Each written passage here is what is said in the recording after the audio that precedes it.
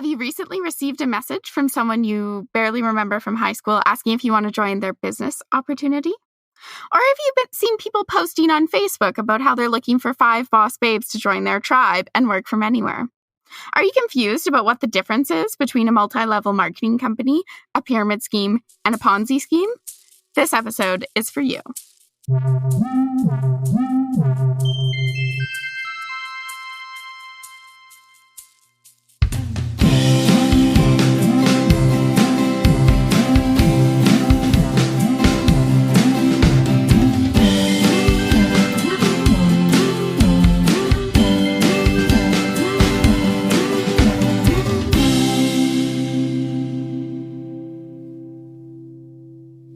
Welcome to the Secret Life of Numbers podcast, the podcast where we dissect everyday numbers and statistics to find the stories behind them.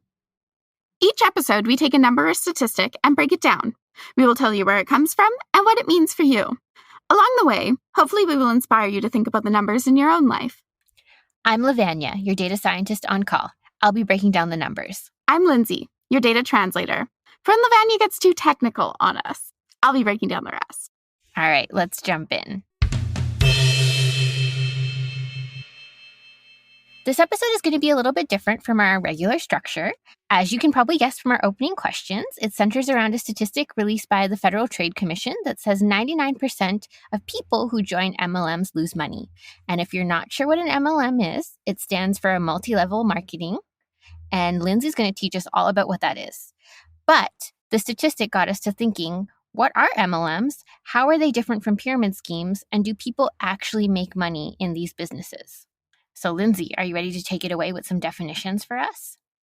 I am. So this is kind of weird because I normally don't go first. It doesn't matter who goes first. We are equal. Of course, but I always feel warmed up by the time it's like my turn to drop my research of the topic. I'm always the anxiety-ridden one at the beginning, and you come in calmly and coolly at the end. And it's only because I go second. So this episode's kind of different because we're going to start out with the definitions and the background because we really need to establish that in order to dive into the statistic and look at the numbers. Exactly. So we're going to start off by defining what is the Federal Trade Commission. This is an independent government agency in the United States, and it was established in 1914 by the U.S. Congress. And its job is to ensure that free markets work. They provide a lot of regulation. I mean, it sounds so simple. Make sure free markets work, but I'm guessing it's actually quite complicated. Yeah, in terms of how they do that. The Federal Trade Commission has a lot of really great resources on their website if you have questions about business practices, different business models. And so we're going to start out by defining what is multi-level marketing.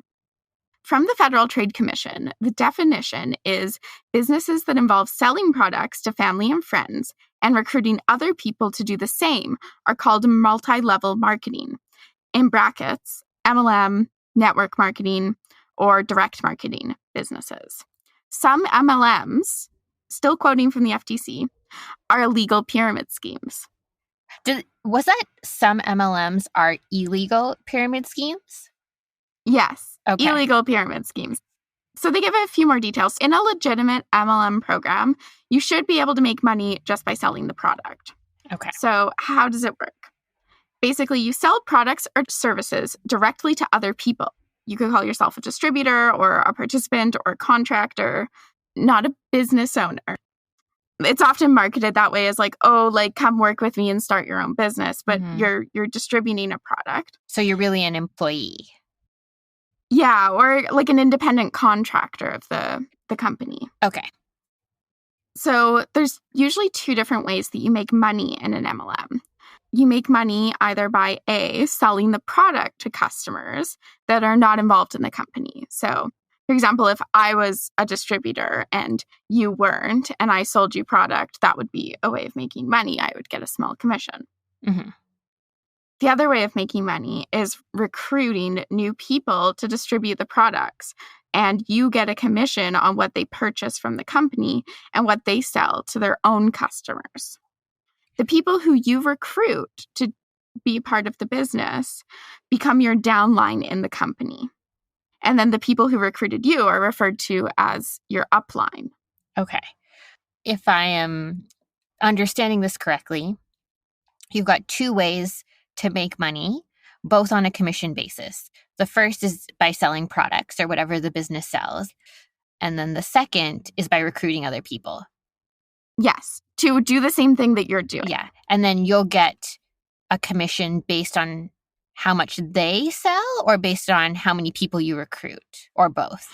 Well, both of that. You would, like everyone's kind of structured a little bit differently, but in general, you get, that's how you move up in the company and hit different, they're called ranks. It's kind of like different titles. You get a direct benefit from recruiting other people and from having them be successful in terms of selling and recruiting more people. And it grows and grows and grows. So you're still getting commission from the downline. Okay. And people above you are getting commission from you. Yeah. As well as people below you. Yeah. Okay. The FTC makes it clear that there's some MLMs that have what they call an unlawful compensation structure under Section 5 of the FTC Act. Mm-hmm. Something that an MLM could have in their compensation plan or in their business structure that the FTC considers unlawful would be if participants have to pay money to the company in order to receive the right to sell a product or the right to receive money for recruiting other people.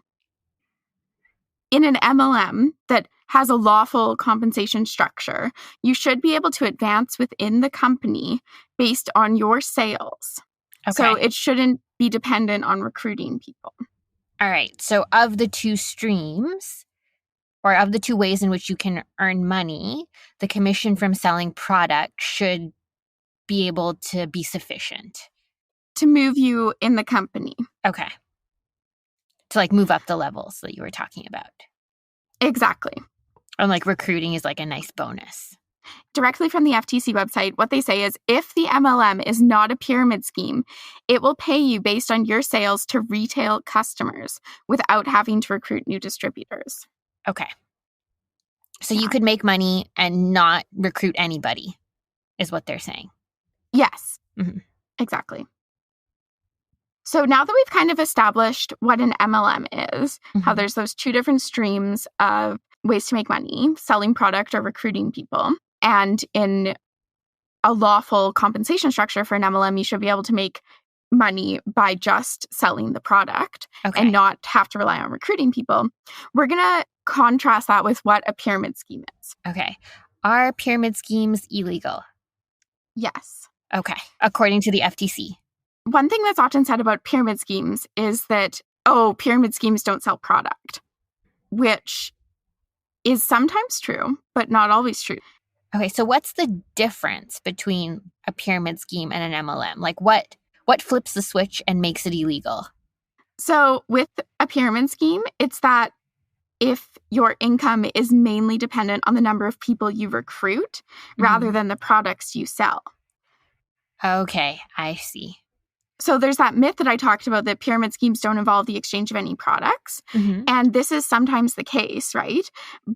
If recruitment is incentivized more than sales, or if you can't advance in the company and make money without recruiting, it's a pyramid scheme. Okay, so this is the danger zone. This is the danger zone, exactly. Okay. So sometimes in a pyramid scheme too, you're going to be required to or encouraged to buy products that you sell regularly, even if you can't already use what you have. Okay. And that's called personal volume when you buy it for yourself. I see. Direct quote from the FTC again. So in a pyramid scheme, you might even have to buy products before you're eligible to be paid or get certain bonuses. Okay, this is sounding fishy. Yeah. I understand why this is illegal. This definitely sounds fishy. And it gets worse. Okay. All right. So there's another, I'm again directly quoting from the FTC because I think they lay it out really well and it also gets all the terminology right. So in addition, the company may say you can earn lavish rewards like prizes, bonuses, exotic vacations, and luxury cars. However, it turns out that you have to meet certain product or product purchase, recruitment, training, other goals to qualify for the rewards. So then only a handful of people who ever meet those standards actually ever qualify. I'm guessing these standards are based on recruitment more heavily than they are based on selling product.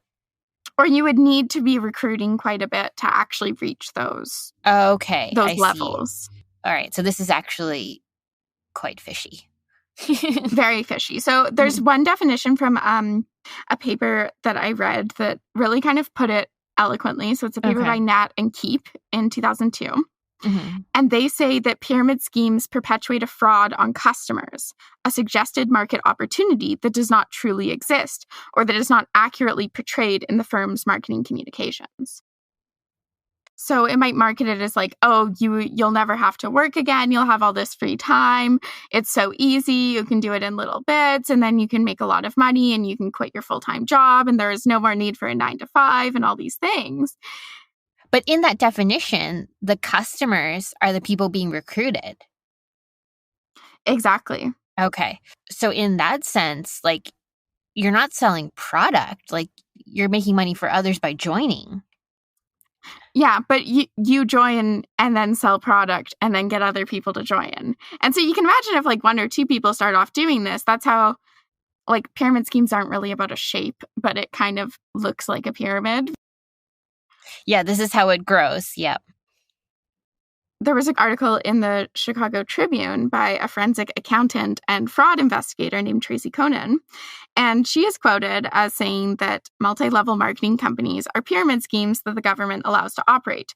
The only difference is that Herbalife or any multi-level marketing company has a tangible product that they use to make their pyramid appear legitimate. So according to the FTC, though, there are some legitimate MLMs. But again, you have to be able to make money primarily from sales of products to end users instead of just recruiting people.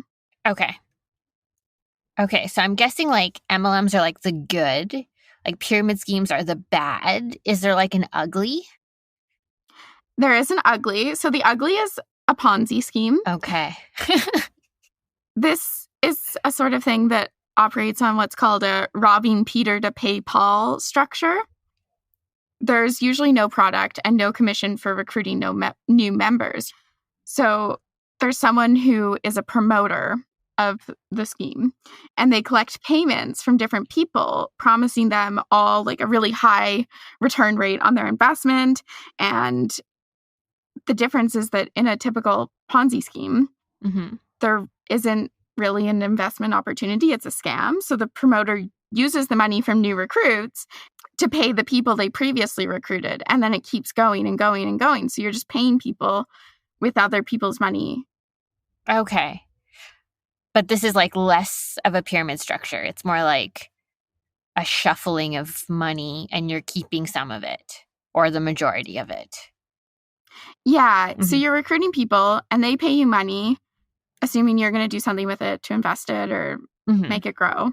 And then you use that money to pay people who are already in that you already promised that to, but obviously you can't deliver on it because there's no actual legitimate business. It's just... Okay. It's a Ponzi scheme. Okay. Yeah, it's like the worst type of Robin Hood.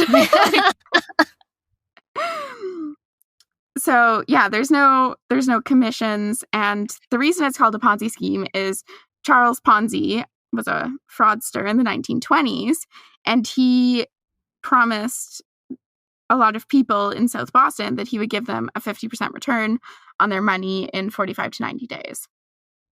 Okay. Was he the first to run a Ponzi scheme, or he was just a famous Ponzi scheme runner? Well, I'm pretty sure he would have to be the first, because, like, I guess when Charles Ponzi was running this Ponzi scheme, it was just called a scheme.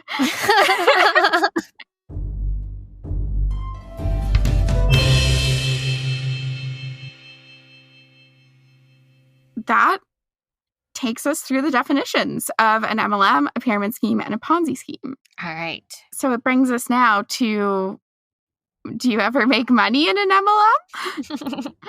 Well, that is the question, isn't it? So I do have some results from a study, and this is called The Case for and Against Multilevel Marketing, and it was published by the Consumer Awareness Institute. And so this particular study analyzed 350 MLMs, which had complete compensation plans publicly available. And of these 350, 100% of them were recruitment driven and top weighted. What that means is most of the money goes to the top of the pyramid, and there's an endless rotation of people recruited like at the bottom, for example. So then they would be the supposed 99% that are losing money. Yes.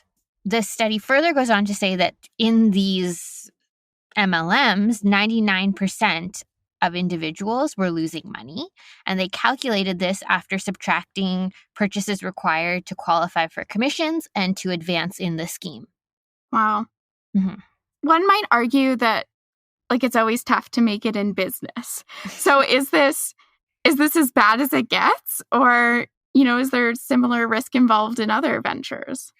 So in the study, they say that small businesses, they make a comparison. So small businesses are profitable for 39% over their lifetime of the business, but only 1% of MLM participants make profit. So there's like a 39% chance your small business will make it. Yes. Obviously influenced by what the business is and the market and all those businessy things. But for MLMs, it's... Yeah, but if you join an MLM, there's like a 1% chance you'll make profit. Wow. Furthermore, joining an MLM is worse than joining a pyramid scheme because pyramid schemes have a loss rate of 90% on average. So the illegal scam is the better financial decision?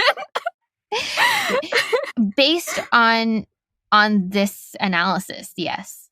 Because also, I'm guessing it has to do with the fact that, like, if you're in an MLM, a legal one, your main profit is from what you can sell. So if you can't sell enough, you're not going to make profit. And especially if you're already not making profit because you can't sell to other people, and then there's pressure on you to buy product too, or to buy like inventory or something to have it on hand to sell other people. Yeah.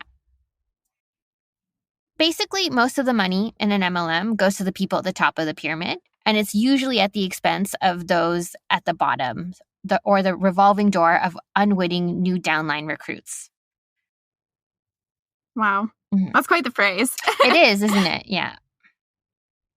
I guess there's like some key characteristics about MLMs that, like, even though they're legal, are kind of concerning. So there's a lack of transparency in many MLMs about income and statistics of how many people become a top earner in the company compared to how many lose money.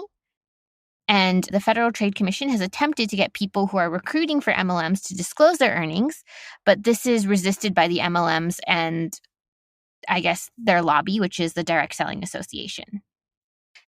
One of the things that I find interesting is one thing you often hear is like people in MLMs will defend that it's not a pyramid scheme. And I don't think I've ever had a job where I have to convince people so vehemently that it's not a scam. Yeah, it's like, it's kind of, I feel like there's a saying, like, if you have to ask if it's wrong, it probably is. Yikes. All right, so this is a direct quote from the article. And they say that MLM compensation plans assume an infinite market and a virgin market, neither of which exists. And MLM is therefore inherently flawed, unfair, and deceptive. Wow. So I guess what they're saying is, like, the idea that you could make a lot of money with it works in a separate reality where every single person on the planet would want to buy the products or join. And haven't already been approached to make it. This reminds me of an episode of Schitt's Creek. Because I can't remember, but Moira's friend sends her like a box of, I forget what the MLM company is called. It's not I don't think it's a real one. And then she like has this party and invites all these ladies from the town to like come and like try the products. And it turns out they're all already in it. Like one's like, oh, I'm already a distributor. Like another one's like, oh yeah, I'm like a Valley like lead or something. Like just they're all already in it. And I Yeah. guess that's probably the best example of it's not a virgin market. Mm-hmm. So I guess like basically this type of model, the MLM, relies, like we said, on infinite supply of participants as well. Just like you were, I guess, what didn't happen in your example in that episode. And these participants are the primary customers.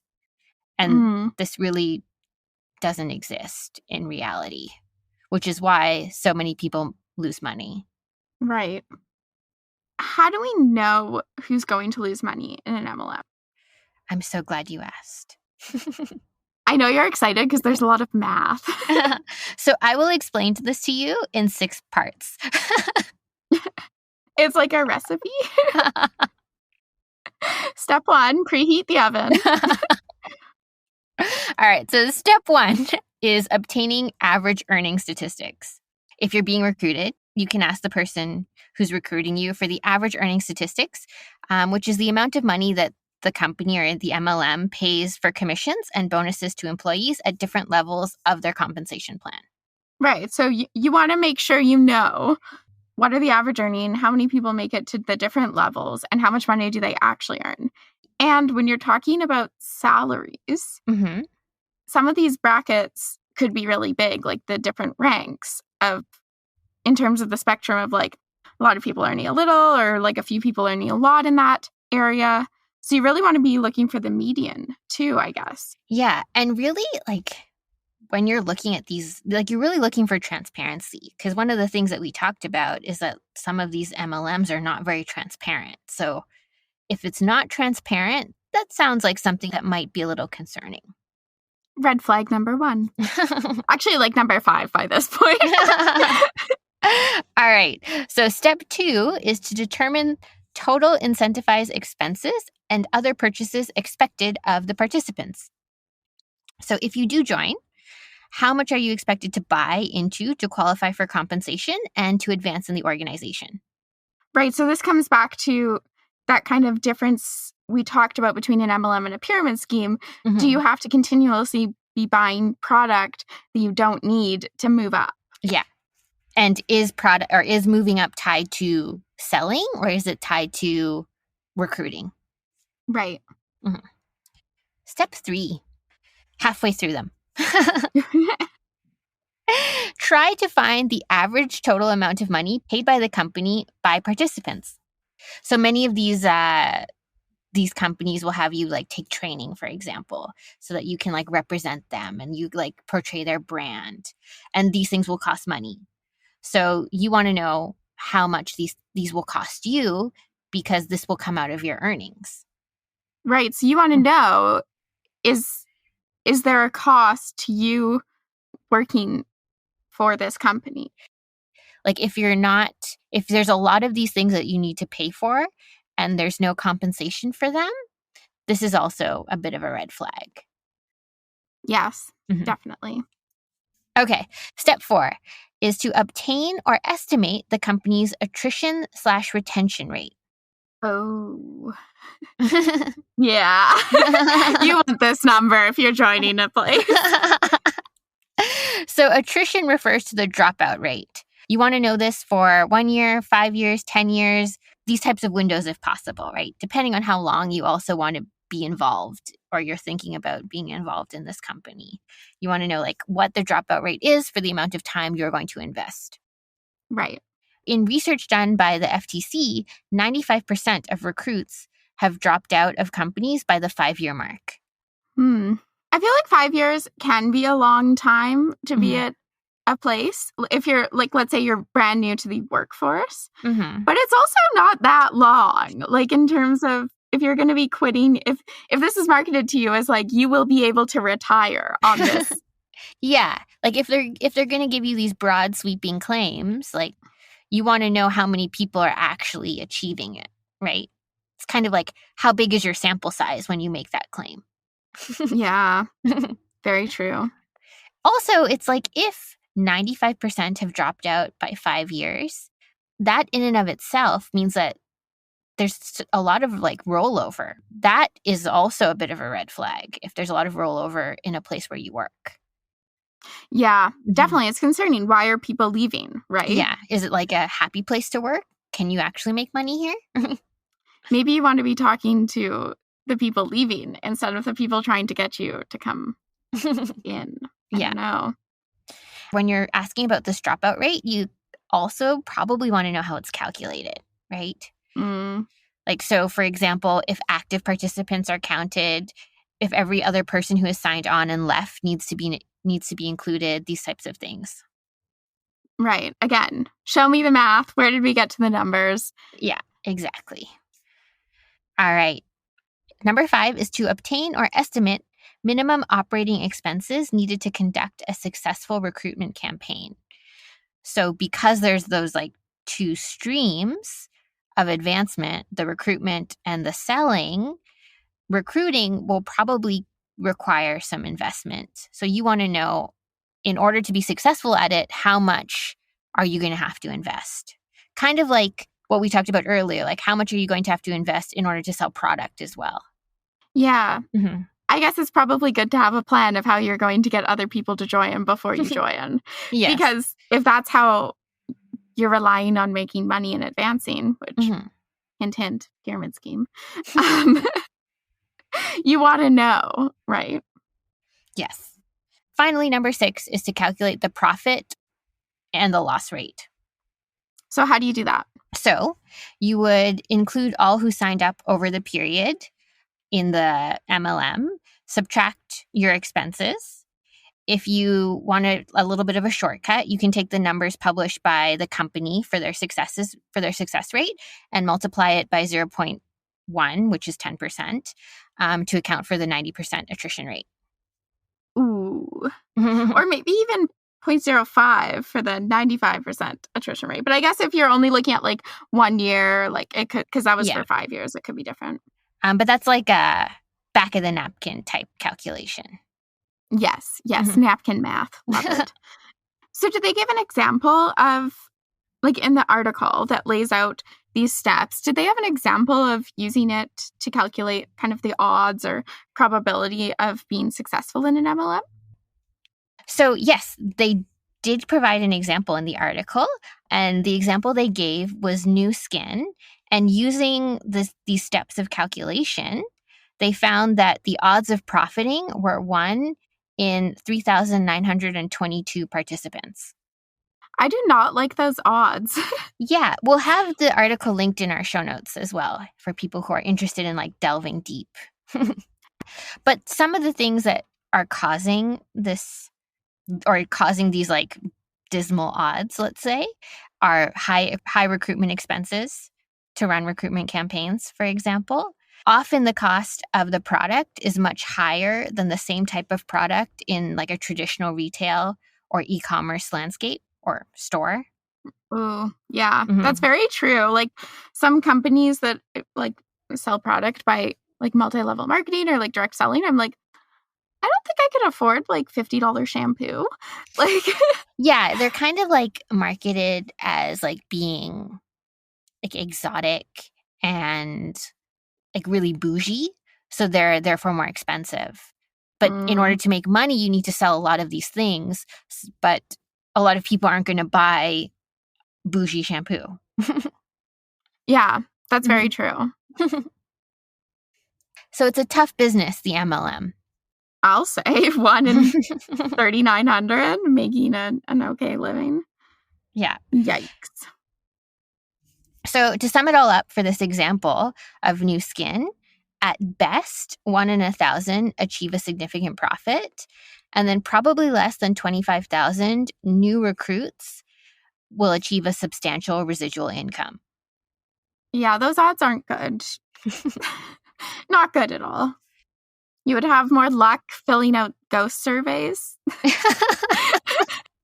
Maybe. It's, I mean, not all structures are set up to profit. Like there are good business structures and there are bad business structures. And this might be a bad one. Yeah, might.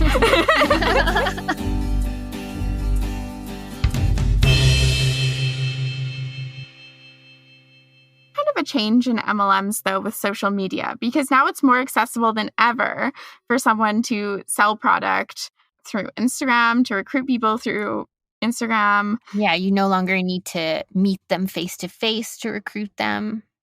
It may be more common that you, our dear listeners, are being approached with these business opportunities. And so we want to give you, to end off kind of this segment, some red flags to look out for when a business opportunity presents itself. All right. So something my mom always said was, if it sounds too good to be true, it probably is. I think all moms say this, but it's good sound advice. Yeah. Yeah. If it sounds like you can earn a fancy car, never work, make a ton of money without doing anything, that's just not how money works.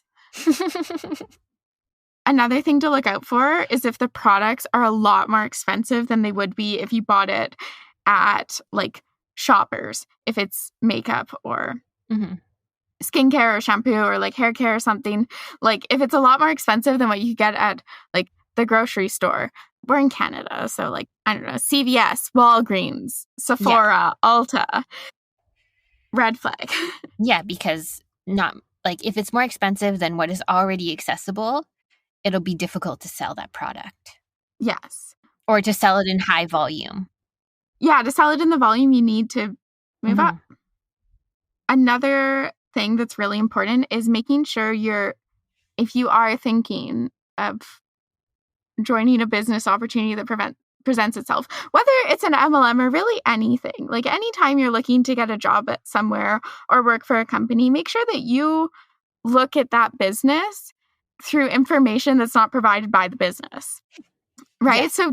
So look for third party, other information that's not coming from someone at the company, either A, trying to get you into it, which if it's an MLM or a pyramid scheme, they have a financial incentive to get you into it. Yeah, you want to be as objective as possible when you evaluate the business or the opportunity. Yeah, you want to have all the evidence you possibly can before you make a decision so that your decision's informed. Eliminate as much bias as possible. Yes, we're all about that here.